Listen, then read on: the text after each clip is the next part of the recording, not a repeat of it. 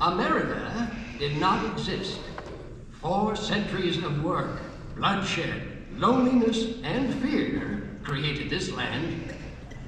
We built America, and the process made us Americans. A new breed, rooted in all races, stained and tinted with all colors, a seeming ethnic anarchy. Then, in a little time, we became more alike than we were different. A new society. Not great, but fitted by our very faults for greatness. Excuse me, Mr. Twain. What's that? Perhaps you recognize those inspiring words from one of America's great writers. No, Dr. Franklin, I don't recall writing anything like that. Oh my, of course not. They're from the pen of John Steinbeck, back in the 20th century. Why, it seems he has nearly the same spirit as the founding fathers themselves. Well, listen to the proud elder statesman. Mr. Twain, pride is one of our national passions. Even those who overcome it are proud of their humility. Easy now. I was born modest. Fortunately, wore off. Dr. Franklin is our genuine American antique. I suppose our story begins with you. Actually, it started long before even my time. It started when dreams and visions of a new world were shrouded in the myths and legends of an old world. Finally, through those early mists of uncertainty, sailed the first great adventurers. This tiny ship is the Mayflower, carrying pilgrims in search of their dream of religious freedom. So, if you'll pardon an old man's pride, for me, this is the beginning of the American adventure.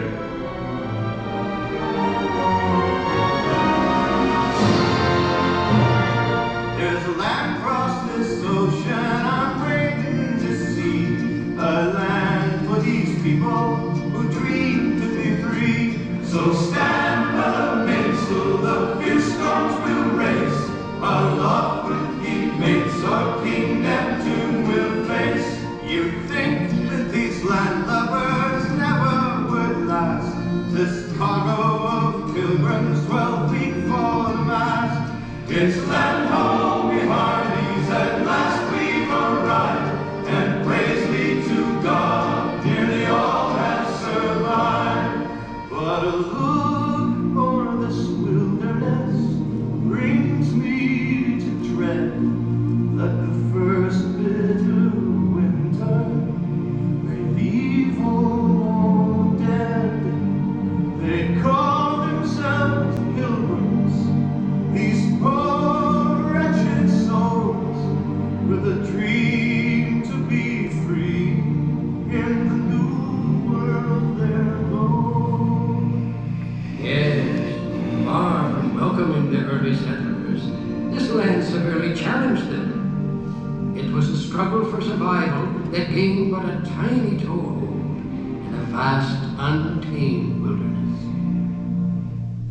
In the decades that followed, a new challenge began to emerge. We were growing more and more apart from the mother country. Passion began to govern, and she never governs wisely. The British think it's fools we be. If they tax our trade, then our life be next, and soon all else we possess. Hear me now. You ask defense against the French and the Indians. Should you not help pay for it? Parliament's colonial policy is both arbitrary and unjust. That's nonsense. The same tea that cost you 3 shillings a pound costs us 6. First, we spoke out with our voices. Then, we spoke out with action, with a growing defiance that led to the Boston Tea Party. Hear ye! Hear ye! By royal proclamation, His Majesty King George III hereby sets... Look at this. They're closing the harbor. But surely we could work something out. Our king feels withdrawal. You're evil Tory! Either we cut the ties with England, or we surrender our liberty. Finally, the time had come to speak with one voice in a declaration of independence. Good evening, Mr. Jefferson. Have you finished the new draft yet? Those are new drafts all over the floor, Dr. Franklin. It seems one stroke of this pen brings 2 changes from Congress. I told you John Adams should have written this. Oh, by his own admission, you can write circles around him. Mr. Adams has not been prisoner in this law for 17 days. I shall continue tomorrow. You must continue now. Thomas, it is difficult to make 13 clocks chime at the same time. But we must carefully justify the separation. Dr. Franklin, while you slept soundly through the meeting this afternoon, we did manage to justify separation. We hold these truths to be self-evident, that all men are created equal, that they are endowed by their Creator with certain inalienable rights, that among these are life, liberty, and the pursuit of happiness. And to secure these rights,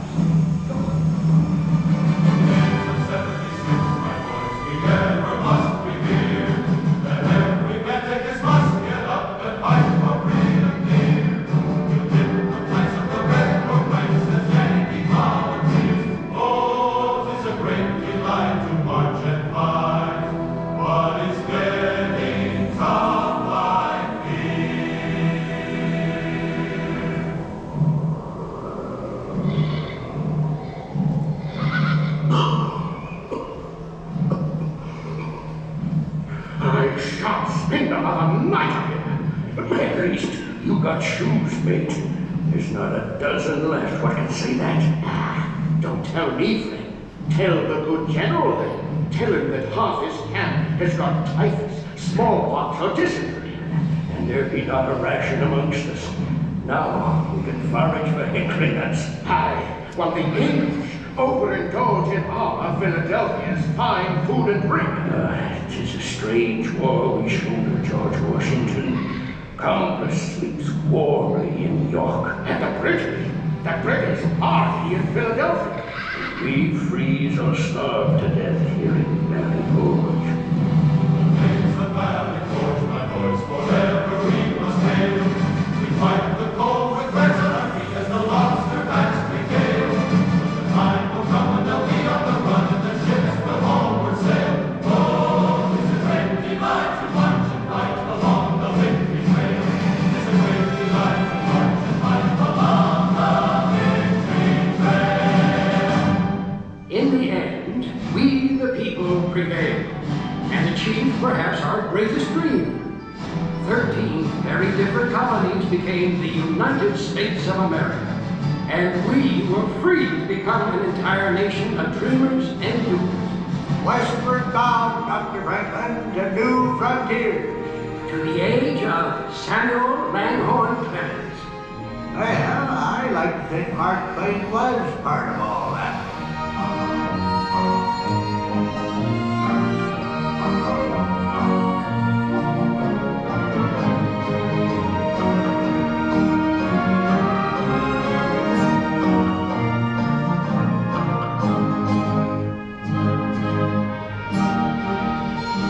Yes, sir, Dr. Franklin. You founding fathers gave us a pretty good start, don't you know? We still had some things to learn the hard way. Seems a whole bunch of folks found out we the people didn't yet mean all the people. Folks like Frederick Douglass. Even amidst the cricket song here along Mark Twain's beloved Mississippi, I hear the noise of chains and the crack of the whip. Yet there is hope. Hope born from the words of Harriet Beecher Stowe. Uncle Tom's Cabin has given our nation a key, which can unlock the slave prison to millions. Anti-slavery is no longer a thing to be prevented. It is grown too abundant to be stuffed out.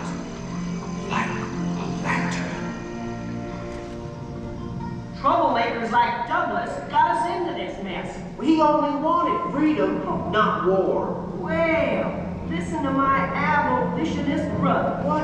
Pa, he's gonna make a real good Philly Yankee. We got a good cause, Johnny Reb. Quiet, both of you. You're gonna ruin Ma's birthday. No. Ain't nothing ruined today. We're all together. That's what counts. Now, you go ahead, Mr. Brady. All right, everybody. Hold real still now.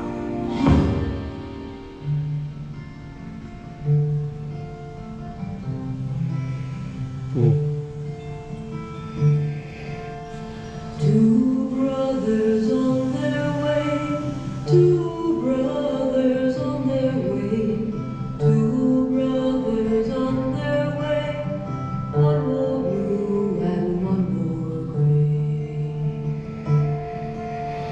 One more blue and one more gray, as they marched along their way.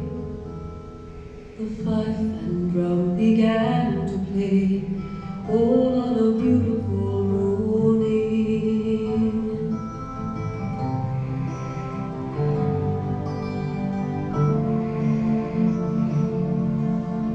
One was gentle, one was kind, one was gentle, one was kind. One came home, one stayed behind. The cannonball don't pay no mind. A cannonball don't pay no mind if you're gentle or if you're kind. It don't think of the folks behind. Hold on a beautiful morning. Hold on a beautiful morning.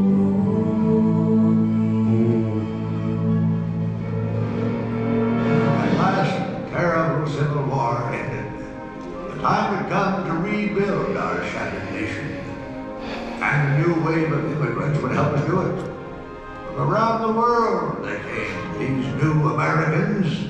1,000 noble currents from Terran Belleville, all pouring into one. Seems there was a new dawn coming for the American adventure. Enough! Enough of your words. Let your new dawn be the final sunset on my people's suffer. When I think of our condition, my heart is heavy. I see men of my own race treated as outlaws or shot down like animals. I hope that all of us may be brothers with one country around us and one government for all. From where the sun now stands, I will fight no more. Forever. The wisdom of the great Chief Joseph reminded us once again of our long, painful journey to the frontiers of human liberty.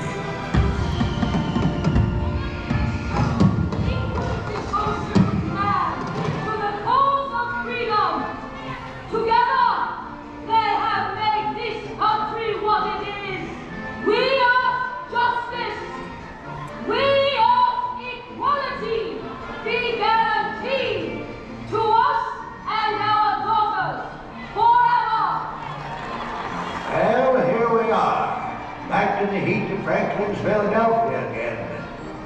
We're 100 years old today. We came a long way in that first century. But like Susan B. Anthony, we're still speaking out. And why shouldn't we, Mr. Twig? As Tom Edison says, discontent is the first necessity of progress. Edison, afraid I don't place a name. Edison's that young phonograph inventor. Why, this great hall is filled with new inventions. There's Otis Elevator, Corliss magnificent steam engines. And don't forget me telephone, the true hallmark of progress. Aha! Behold the proud Scots. That's right. Carnegie Steel built this place. Aye, and it'll soon build a new concert hall for New York. How hall, eh? It never lasts. Donating libraries. Andy, that's grand idea. It's an age for grand ideas. An era for innovation. A dawn for new awareness. A time to challenge the frontiers of a new century.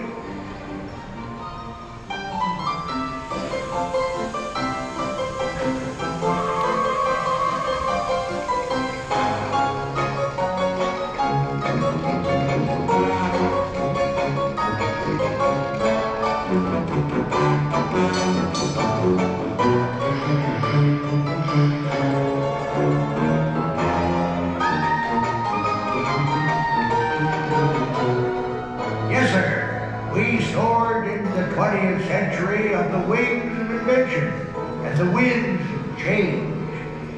But our America the Beautiful, she was changing too. We needed people like Teddy Roosevelt and outspoken naturalist John Muir to get our attention. Beautiful. Bully beautiful. Those falls are magnificent. Aye, Mr. President. But it won't last if the timber thieves have their way. John, you may be right. The country's growth is putting a tremendous demand on our resources. Any fool can destroy trees. Why, for more than 3,000 years, God has cared for our giant sequoias, saved them from drought, disease, avalanches, and floods. But he cannot save them from fools. Now, John, you know I can't ask lumbering to stop completely. All I ask is that we stop massive destruction. What will our children inherit? Seedlings? Of course not. I realize we're not building this country for a generation alone. I know we've got to expand our parks. Then start it here and now. Make this valley a part of Yosemite National Park. Well, I guess we needed those national parks. Seems the simple life of my day was slipping away. Ready or not, we were soon thrust into the hectic role of a world leader and into the war to end all wars.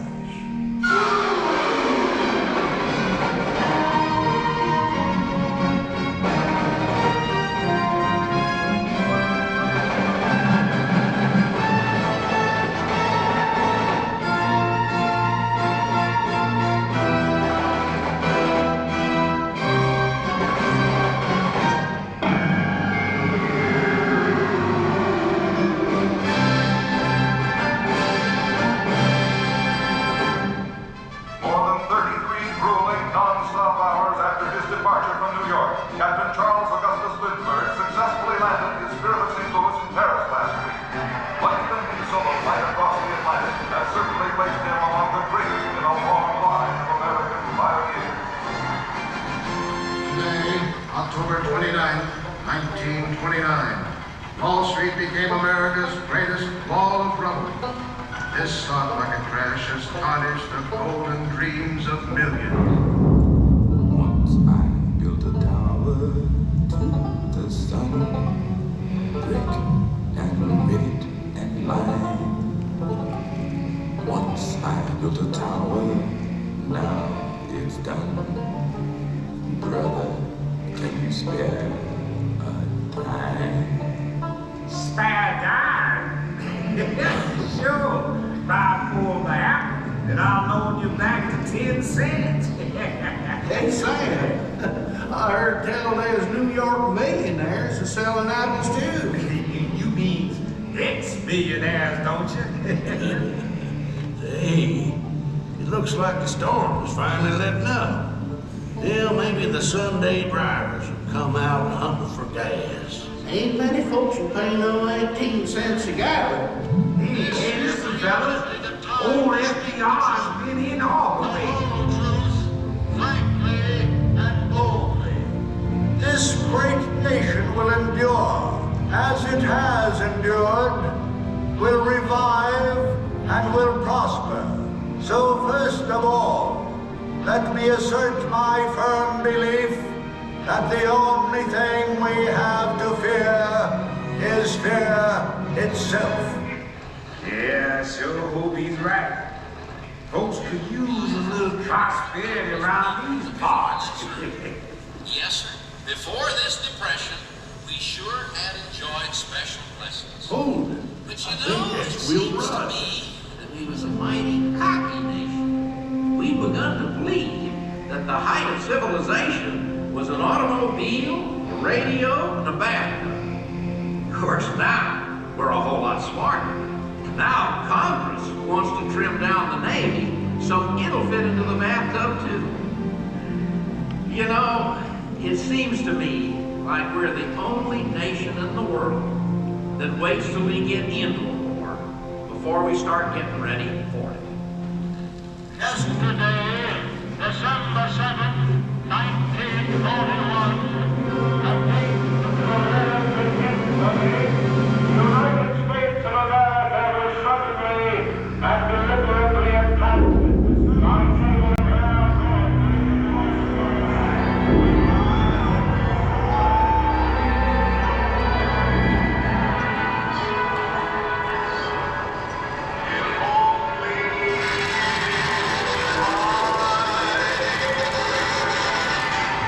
Yes, that was dedicated to you, Rosie. Tens of thousands of you across the face of America, working tonight to keep our boys in the fight. To all of you out there, a very Merry Christmas. Well, Rosie, think you'll ever get this old duck back in the fight? We'll sure try, sailor. Hey, what did you fellas do? Let the whole Nazi fleet use your retirement practice? Yeah, no wonder they got us working double shifts. Great way to celebrate the holidays with our lives over there.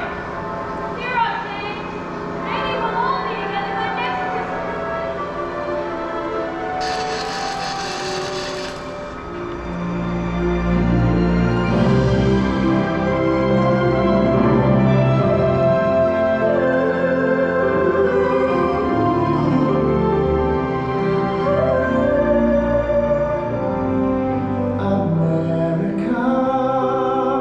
Spread your golden wings, sail on freedom's wind across the sky. Great bird with your golden wings, flying high, flying high. America, you must keep dreaming now, dreaming the promise now of your pioneers. America, keep on fighting now, keep your spirit free, facing new frontiers. It's all right, fellow Americans. Ask not what your country can do for you. Ask what you can do for your country.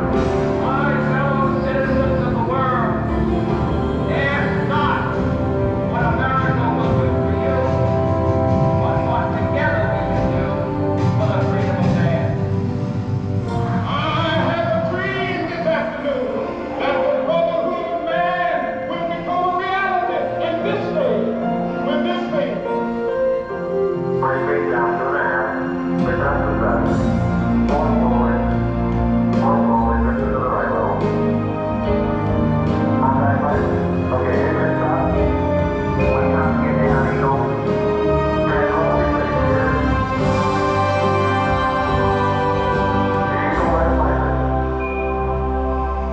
Restless one in a world of change, keeping dreams alive in the rain.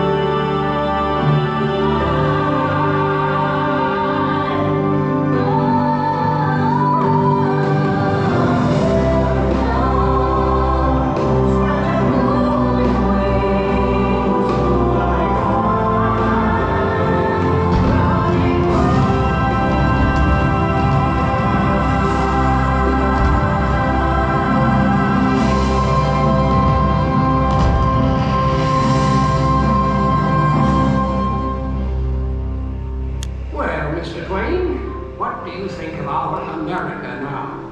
I think the founding fathers never dreamed of an America like this. Of course not. We weren't dreamers, we were visionaries. That is why our Constitution withstands the rigors of time. Easy now, Dr. Franklin. This nation's still just a youngster, don't you know? Why, some countries have been around for 50 centuries. We're barely in the third. That's true, but look what we've accomplished in that tiny span of time. My dear Doctor, earlier you found John Steinbeck so inspiring. And he also sounded this warning. We now face the danger which in the past has been the most destructive to the human. Success, plenty, comfort, and ever-increasing leisure. No dynamic people has ever survived these dangers. I may have invented these bifocals I'm wearing, but I can assure you they are not rose-colored. Mr. Twain, the golden age never was the present age, but with human liberty, we can fulfill the promise and meaning of America. To everyone a chance, believed Thomas Wolfe. To all people, regardless of their birth, the right to live, to work, to be themselves, and to become whatever their visions can combine to make them. This is the promise of America. Mr. Twain, 'tis easy to see, hard to foresee, but I foresee the American adventure to continue a long, long time.